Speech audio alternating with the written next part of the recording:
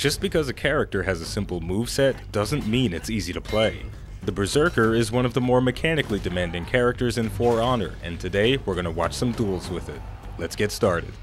Our first opponent is the Warden, and he's fallen from his graces a little bit. He's been nerfed a number of times. His shoulder bash guard break mix-up is a shell of what it used to be, but it is still a powerful tool nonetheless. It catches people all the time. Hopefully it doesn't catch me too often.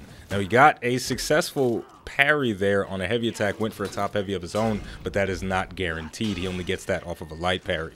But in the end, it's not going to matter too much. This is what happens when you've got a good mastery of the game. You know how to convert a mistaken input into something positive. The Warden was going for a top heavy. He knew that wasn't guaranteed, switched it over to a top light, and I got boinked in the head. Though I think my deflect timing was a little bit off. I may have gotten destroyed by that top heavy regardless. But either way, we're off to a pretty rough start. Staying in control of our stamina is going to be key to beating the Warden, because that shoulder bash mix-up is very devastating when you don't have dodge attacks at your disposal. We're seeing that top heavy unblockable coming out from the Berserker, trying to mix it up into a guard break, but the Warden not responding to it. And now that we have stamina, we can use our dodge attacks to negate the guard break mix-up from the shoulder bash.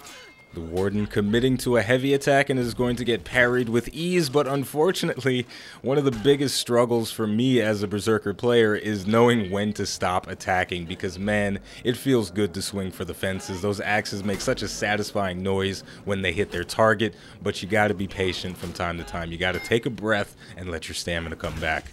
And we're in the last sliver of health at the moment. This is what I like to call the danger zone, swinging two heavy attacks, landing a parry, and using the follow-up to finish the job. That chip damage from those two heavy attacks were definitely helping us there to push the Warden over the edge, and that last final parry was enough to give us the win. Now, overall, I think we're doing pretty well for ourselves, but we're getting caught by the shoulder bash mix-up consistently. Every time I go out of stamina, he converts the shoulder bash into a guard break, and I keep dodging. So if I keep responding to the same thing the same way, he's going to keep doing it, and it's going to be a problem. And right there, we see again, I went for the dodge. The shoulder bash was converted into a guard break, but I was out of range, so I didn't get punished by it. While I have stamina, though, I can negate that mix-up with a simple dodge attack. Those double lights and the shoulder bash going to put us in the danger zone, and we're out of stamina, so this is pretty much ripperoonies. The Warden going to use a sprint attack to finish us off. Not going to bother with anything fancy. He knew he had this in the bag. Look at him celebrating. He's feeling himself. He's got match point. He just needs one more kill to walk away with the win. So let's see if we can make a comeback here. Those are always very exciting. Coming back from a deficit, it makes you feel like a little bit of a superhero, the underdog coming for the victory. The shoulder bash going to come out raw, not going to get fainted, and we punished him accordingly. Now, we could have gotten a little bit more off of that successful dodge of the shoulder bash. If we didn't go for the dodge attack, we could have gotten a guard break, which would have meant a side heavy or a wall throw into a top heavy for even more damage. But we got something, and something is always better than nothing. At this point, the Warden is pretty much out of it. He can only take one more light attack before he dies, and with the way Berserker's feints work, those attacks are very quick. It's very likely he's going to get hit with something. He's going to make a mistake, and just like that, a simple light attack from the side. No feint, no fancy business, gonna put him in the ground. Now, talking a little bit more about the Berserker, another debate that's been going on: is it overpowered? Does he have too much hyper armor? Is he too strong? This is kind of the question that gets asked for all of the reworked characters, and from playing the character and fighting against it, he feels pretty balanced. I can't lie about that. And we dodged out of the way of that feinted top heavy using the dodge attack, got swiftly parried, and we are in the danger zone. We've got one sliver of health remaining, but we're turning on the pressure a bit here, and that is putting us back in this fight. Successful parry on the top heavy. We've got him down to 2 bars, using that top heavy unblockable, not going to feint it. We're going for broke, feinting the top heavy into a dodge attack. And that's going to give us the victory. That got very intense at the end. We made a lot of quick decisions, and I think that just the sheer speed of the moves that we were doing caught the Warden off guard a little bit. We were a little bit more calculated across the first 4 rounds, and in the 5th round, because we were at death's door, we said, you know what, let's just swing for the fences and pull out all the stops, and our attacks were connecting. And that final maneuver, the top heavy, the Warden goes for a crushing counter strike. We dodge cancel into a dodge attack, and that puts him in the grave. Victory!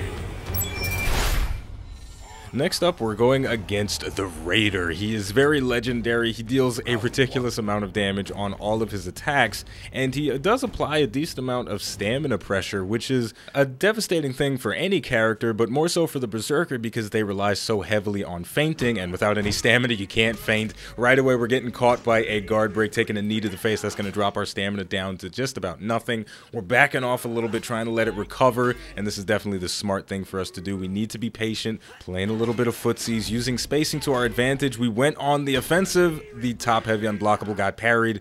The Raider sending out an unblockable of his own, and that is going to get parried as well. Really trying to turn up the pressure as much as possible while the Raider had no stamina. We got a nice amount of damage there, caught with a guard break thrown against the wall, but the spacing was a bit off, so the side heavy was not guaranteed. Landed a deflect, but we didn't press the input in time, so we did not get the guard break follow-up. That was one of the changes that was made with Season 5 to the Berserker. Their guard break does not come out automatically when they deflect. It's now more in line with the rest of the deflects in the game. You got to press the button. You got to do a little bit of work. So we turned this around pretty well from an awkward start. He went for a side heavy, feinted it into a guard break. He must have wanted to catch my dodge, but I didn't go for a dodge, just went for a simple attack, and that beat out the guard break, giving us the first round victory. Now, speaking a little bit about the Raider, I don't play this character at all, but I do enjoy fighting it, and I do enjoy watching other people play the Raider because I feel like he's a well-designed character. He's got a lot of weaknesses, but he also has some very clear strengths. He can control the pacing of the fight because of his stunning tap. If he lands it on you, your stamina is going to be damaged. You're not going to be able to put the pressure on him, and he can just swing away, chip away at you, and if you make a mistake, then you're going to be punished very heavily for it. Dodging a stunning tap there. Things are pretty even between both of us. The Raider landed a guard break, going for the throw, putting us over his shoulder, but he's out of stamina. So even though he got the throw and damaged our stamina, he's not going to get any significant punishment done. He's not going to control the fight in that instance. We used a dodge cancel into a forward dodge light attack. At the same time, the Raider was using a stunning tap. We continued our assault, and we didn't have enough stamina for it.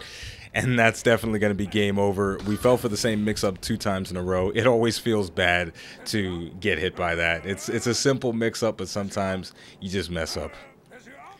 The Raider doing a little bit of a celebratory dance. I can't blame him for that. I would be cheering, and I would be feeling good about myself, too, if somebody fell for the same mix-up 2 times in a row.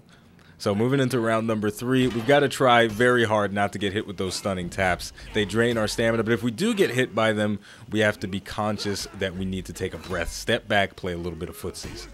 And just like that, we're getting hit with a stunning tap. Doesn't look like I'm taking my own advice. I committed to a top-heavy unblockable. The parry going to put us out of stamina. This is where the Raiders mix-ups come out. It looks like I didn't bother even attempting to parry or move out of the way of that Raider unblockable. Just kind of seeing what's going to happen. This time I did go for the parry, and I'm going to get swiftly punished for it.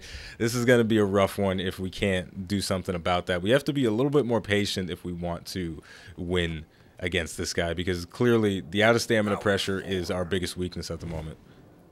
So why don't you let me know, what's a mix-up in For Honor that you can't seem to deal with, that makes you tilt harder than any other mix-up? For me, apparently, it's the Raiders unblockable mix-up while out of stamina. It destroys me all the time.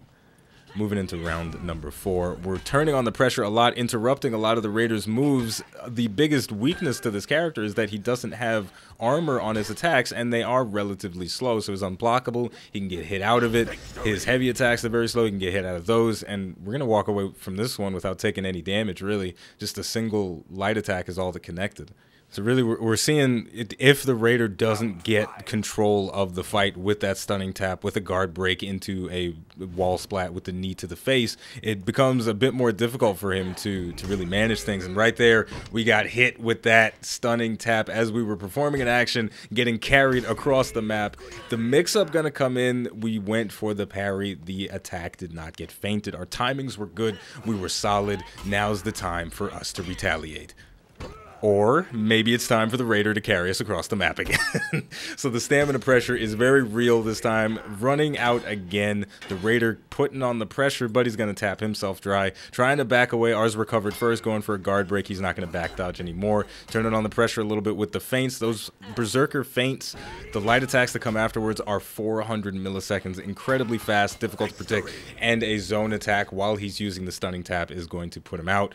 And that's going to give us the win, so it feels good, man. I'm happy about that. Again, the Berserker is a very fun character to play, but also very difficult. If you don't have a strong mastery of the fundamentals, if you don't have good reactions, then this character is going to feel pretty crappy to play as, and it's also going to feel crappy to play against a Berserker until you get to a certain skill level. He's a pretty strong noob stomper, just the attacks are very fast, and if you don't have a good ability to read and figure out the patterns that your opponent's going for, then it's just going to feel like you're getting endlessly chopped up and you don't really know why. But overall, I think the Berserker is pretty balanced. That's just my opinion, but of course, you can let me know yours down in the comments. So, as always, the name of the game is For Honor. The name of the channel is iBluairJgR. Don't forget to like, subscribe, and again, leave a comment. You don't have to say anything important. You could just say hello. Thank you for watching, and I'll see you next time.